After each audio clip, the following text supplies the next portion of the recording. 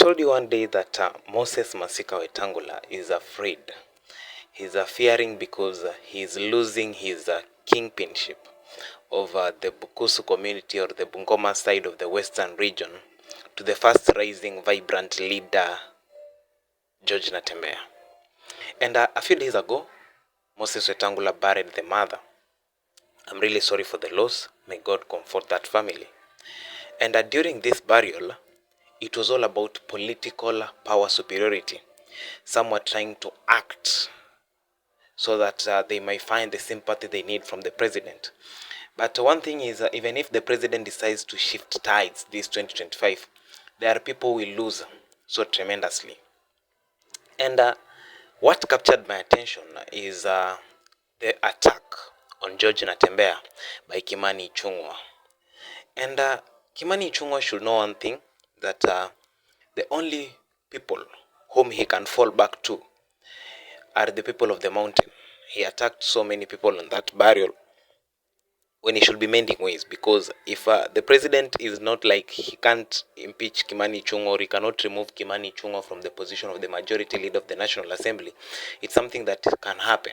And if it does happen, then Kimani Ichung'wah will lack a place to fall back, because he has created so many enemies in the mountain.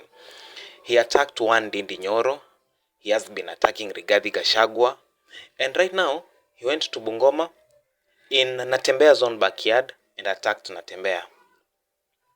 This is something we call battle for kingship. Who is the real kingpin? And if you check, George Natembeya is really trying hard to control this part of Western Kenya. And if Moses Wetangula will lose Bungoma to George Natembeya, then Moses Wetangula loses a bargaining chip come 2027 in forming a government with William Ruto. My name is Movali Derek. I'm sorry I'll not be on camera, but I will go the audio way due to unavoidable circumstances. Now, first and foremost, when George Natembeya has been speaking of abductions, Kimani Ichung'wah boldly spoke that George Natembeya was abducting people when he was a police officer. But now, today, I want to give you something that George Natembeya has spoken back to Kimani Ichung'wah on matters to do with the Kerio Valley, on matters to do with abductions, among other issues. Nimeua watu Kerio Valley, nimeua. Kama hiyo ndio advice president anapata, then the president has got no advice at all. Yes. Kwa sababu Kerio Valley, what's happening in the north rift ni kwamba jamii ziko na bunduki. Na wale wajumbe wa bandari wamenunua wataka bunduki, au wamenunua bunduki, wote wanapigana. Na wakati hizo jamii zinapigana, hata polisi hawezi enda hapo. Polisi hata kiua jangili kule Kerio Valley, polisi hawe jangili. That same day that police officer is dead. The number of police officers ambao wameuawa na majangili in Kerio Valley, police in uniform, wale wanajulikana, is a shame. Na hao viongozi wale wenyewe ambao wanapewa pesa ya CDF kununua bunduki, kununua risasi, kupatia majangili kuua watu. If a leader thinks that kuna kidnapping in Kerio Valley, huyo kiongozi yetaita na misuse, so the leader at all. Na mimi kuna wakati niliulizwa shida ya kule ni nini na watu wa media. And I gave the problem and I gave the solutions. Na mimi nashukuru mheshimiwa Kindiki ameimplement hiyo data, because what you plug that the past was political goodwill. Sasa wameweka pesa kula, wamepana support, wamerudi chini. If you don't understand the geography of this country, unasemaje kama Natembeya ameua watu Kerio Valley na akapeleka Yala? Don't just talk because you have a mouth.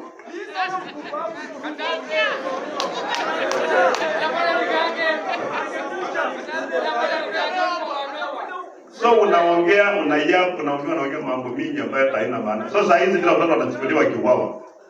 Unasema watoto wa kidnap. Na jana kwa runinga mnaona wawili wamepatikana wamekufa. Sasa walijikidnap na wakaenda wakajiua. Can we be a serious government? The serious people cannot think seriously.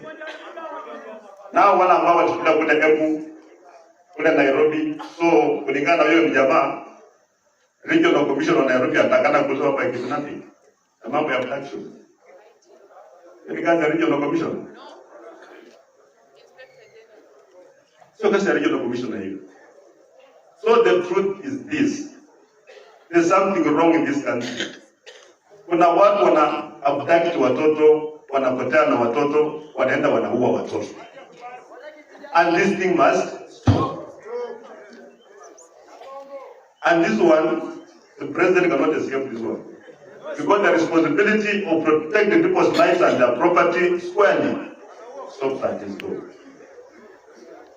So na mimi nikiongea kama rais yako, maneno naambia rais mwenye anakuja kujibu za another fellow, hata ambaye kwake hawezi kufika huko sasa. One thing we need to understand is that there is a superiority battle in Western region on who is going to be the kingpin of this region.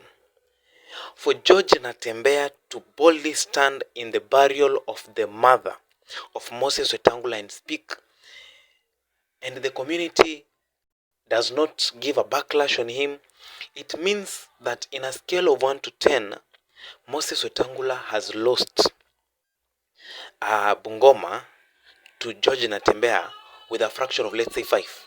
And if it goes this way, the trajectory goes that way, because you see, there is usually this thing. You see what is happening in Mlima Kenya when Rigathi Gachagua was impeached by the president and the current government. The mountain embraced Rigathi Gachagua as their own son.